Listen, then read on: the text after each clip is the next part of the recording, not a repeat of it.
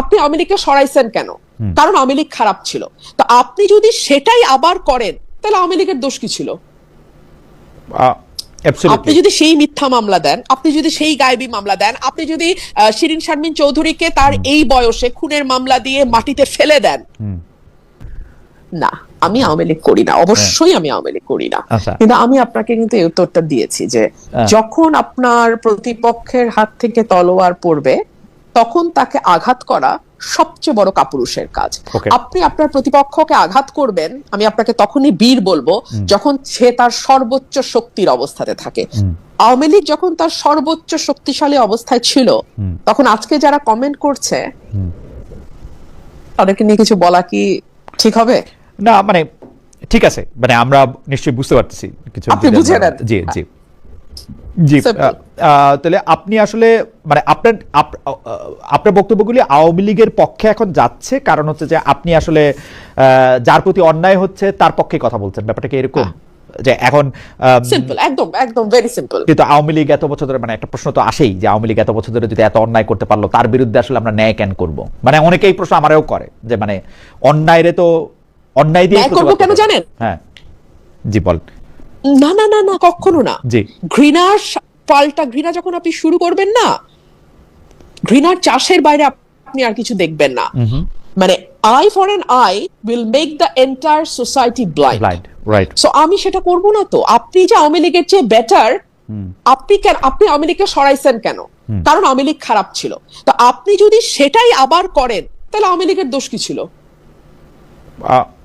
আপনি যদি সেই মিথ্যা মামলা দেন, আপনি যদি সেই গায়েবী মামলা দেন, আপনি যদি শিরিন শারমিন চৌধুরীকে তার এই বয়সে খুনের মামলা দিয়ে মাটিতে ফেলে দেন, ফর গডস সেক তাকে মাটিতে ফেলে দিতেন। হ্যাঁ, তো এটা যখন আমরা বিরোধী দলের নেত্রীকে এই হেনস্থা করা হয়েছিল তখন সেটা যদি আমাদের কষ্ট লেগে থাকে, তাহলে আজকে যখন আবার কাউকে না কাউকে পলিটিক্স করার কারণে এভাবে হেনস্থা করছে কেউ না কেউ, তখন তো আমার সেটা প্রতিবাদ করতে হবে, না হলে তো আমার আগে প্রতিবাদটা লেজিটিমেট হয় না।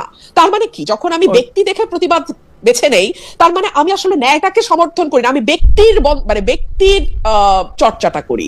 আমি সেটা করতে চাই না খালেদ ভাই। বেঁচে ফেরা না, আমাদের আবার একটু পিছনে যেতেছে দর্শকদের কারণে। ওনার নাম আমি সান্ধি অন্বেষা এরকম কিছু একটা নাম। উনি বলতেছেন রুমিন আপাকে এনসিপির 6 জন এমপিকে অ্যাপ্রোচ করেছেন ইউএস চুক্তি নিয়ে, করলে তাদের রিপ্লাই কি, না করলে উনার দাবিটা কতটা সঠিক? আপনি আসলে তাদেরকে অ্যাপ্রোচ করেছেন কিনা, যদি এক কথা জবাব দেন আমাদের অন্য প্রসঙ্গে যাওয়ার আগে। আমি যদি পাল্টা প্রশ্ন করি, 6 জন এমপি, না আমি অ্যাপ্রোচ করিনি, কারণ আমার মনে হয়েছে যে যদি তারা করারই হতো দলগতভাবে তাদেরকে আর বহু আগেই করার কথা।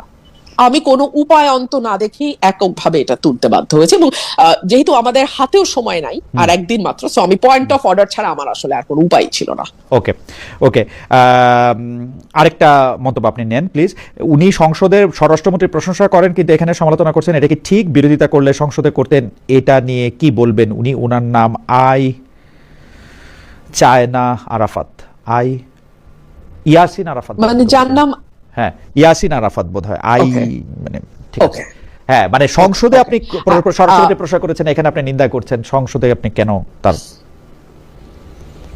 কিছু কথা আমরা সার্কাস্টিক্যালি বলি। সার্কাসম যদি না বুঝে তাহলে আসলে কিভাবে বুঝায় বলবো যে ওটা আসলে সার্কাসম ছিল, এটা কিন্তু একটা জোক ছিল, মানে জোক বলে দিয়ে আসলে একটু বলতে হবে যে আপনি একটু আমাদের দর্শকদের উদ্দেশ্যে একটু বলতে পারেন যে সংসদে আপনি আসলে স্বরাষ্ট্রমন্ত্রীকে নিয়ে কি বলেছেন, মানে জোকটাও যদি একটু বলতেন আর কি। তাহলে আমি কিন্তু আজকেও বলছি উনি সংবিধানে অসাধারণ। ও আচ্ছা আচ্ছা, কিন্তু ওনার অসাধারণ অন্য জায়গায় হলে ভালো হতো। হ্যাঁ হ্যাঁ অ্যাবসলিউটলি। ভারত যেন ডক্টর ইউনূস সরকারের বিদায় আর বিএনপিকে ক্ষমতায় আনার জন্য মুখিয়েছিল, এটা অনেকে বলে থাকেন। কিন্তু মে মাসের প্রথম সপ্তাহ থেকেই ভারতের পর্যটন ভিসা স্বাভাবিক করা হবে, সেইটাও একরকম কথা আমরা শুনতেও পেয়েছিলাম। কিন্তু আমার কাছে ডক্টর ইউনূস সরকারের সাথে বিএনপি সরকারের ভারত বিষয়ে অবস্থান খুব বেশি বদল মনে হয় না। শুধুমাত্র জনাব খলিলুর রহমানের ভারত সফর করে শেখ হাসিনাকে প্রত্যর্পণ, মানে শেখ হাসিনাকে বাংলাদেশে ফেরত দেওয়ার ব্যাপারে একটা কথা আদায় করা ছাড়া আপনি এটাকে কিভাবে দেখেন? আসলে কি ভারত শেখ হাসিনাকে ফেরত দেওয়ার ব্যাপারে সিরিয়াস? মানে আপনার টেকটা কি, আপনি যদি একটু বলতেন। আমি একজন পলিটিক্যাল পার্সন হিসেবে আমার কাছে মনে হয় যে এটা ভারত কখনো করবে না because Sheikh Hasina was the tested and trusted friend of India. এখন যদি তারা শেখ হাসিনাকে ফেরত দেয়, এটা কিন্তু তাদের অন্য বন্ধু যারা আছে বিভিন্ন দেশে তাদের কাছে একটা খারাপ বার্তা যাবে। এক, দুই হচ্ছে ভারত কিন্তু একটা বিষয় পরিষ্কার করেছে যে কেউ যদি তাদের দেশে আশ্রয় নেয় তাহলে তারা তাকে কখনো তার দেশে পুশ করে না। দালাই লামার কথা তারা কিন্তু খুব বলে।